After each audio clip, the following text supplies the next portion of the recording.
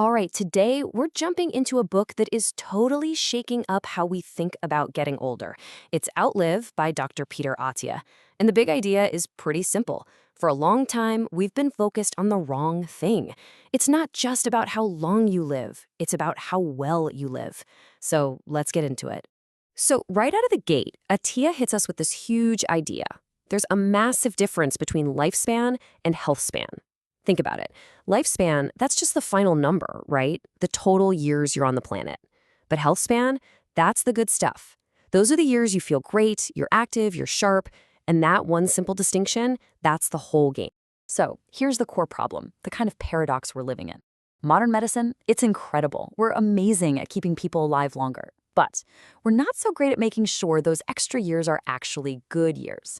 You end up with this gap, sometimes a decade or more, where people are alive but not really living. They're dealing with sickness and can't do the things they love. And this quote just nails the new target. It's that old saying, right?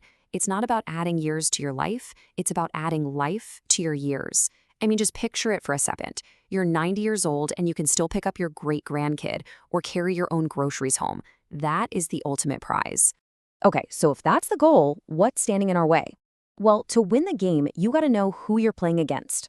Attia calls out four main villains, the chronic diseases that are behind most of the suffering and decline as we get older. He gives them a pretty epic name, the Four Horsemen. And here they are. You've got heart disease, cancer, brain diseases like Alzheimer's, and metabolic problems like type 2 diabetes. Now, the thing about these four is they're not like a cold or the flu. They are sneaky. They can build up inside of us for decades with zero symptoms, just quietly causing damage. But, and this is the really hopeful part, that slow, sneaky nature is actually our biggest advantage.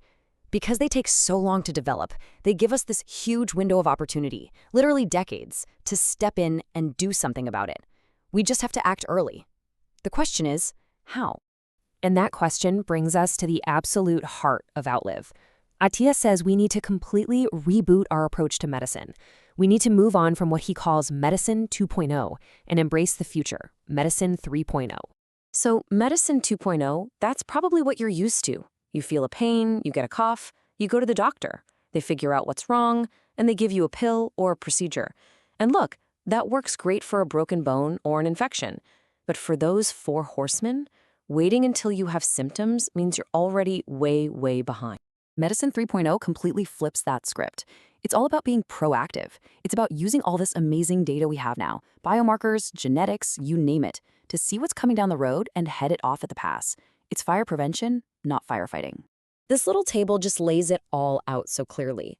We're shifting from reactive to proactive, from just treating symptoms to actually preventing the disease. And maybe, most important of all, we're moving from generic one-size-fits-all advice to a strategy that is built just for you based on your own body. Okay, so I know what you're probably thinking. This sounds great, but what do I actually do? How does this work in real life?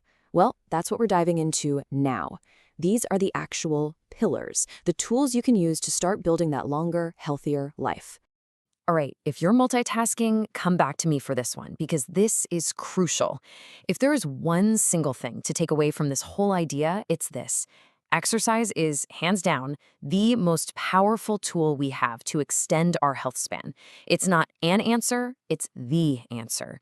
It is more powerful than any pill we could ever invent, period. But hold on, it's not just about, randomly going for a run. The strategy is very specific. First, you've got to build your aerobic engine, your cardio fitness. Second, you have to build and maintain muscle with strength training. That's like your body's armor. And third, you need to work on stability and balance, which is what keeps you from having a devastating fall later in life. Next up, let's talk about food. You know all those crazy diet wars online? Keto versus vegan, low fat, low carb. It's exhausting. Well, Attia just sidesteps all of it. Why? Because his main point is that there is no single best diet for every single person. It's deeply personal. So the key is to become a scientist of your own body. You use data to see how you, specifically you, respond to different foods. A great example is tracking your blood sugar. The big overarching goal with nutrition is just to keep your metabolism healthy, keep that blood sugar nice and stable.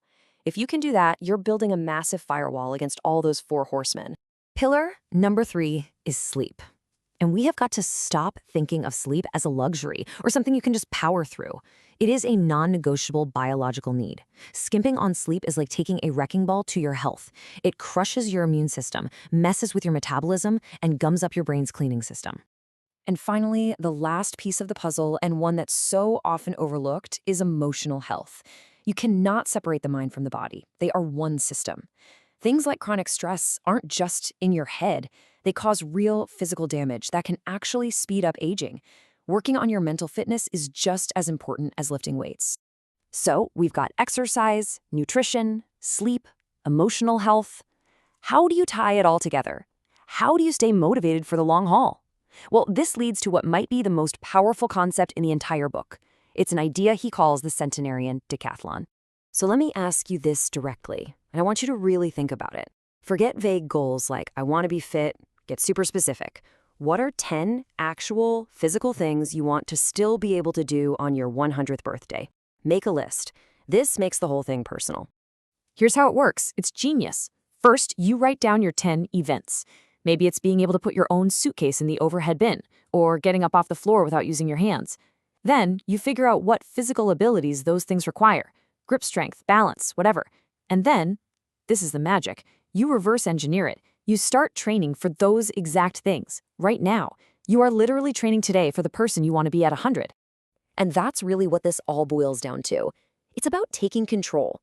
It's about grabbing the steering wheel of your own health and deciding how you want to age, instead of just letting it happen to you. It's about being the author of your own story. So as we wrap this up, I'll leave you with this one thought. There's a great saying. The goal isn't to live forever, it's to die young, as late as possible. That future version of you, the one who's 95, 100 years old, they are completely counting on the person you are today to make good choices. So the only question left is, what's your first move going to be?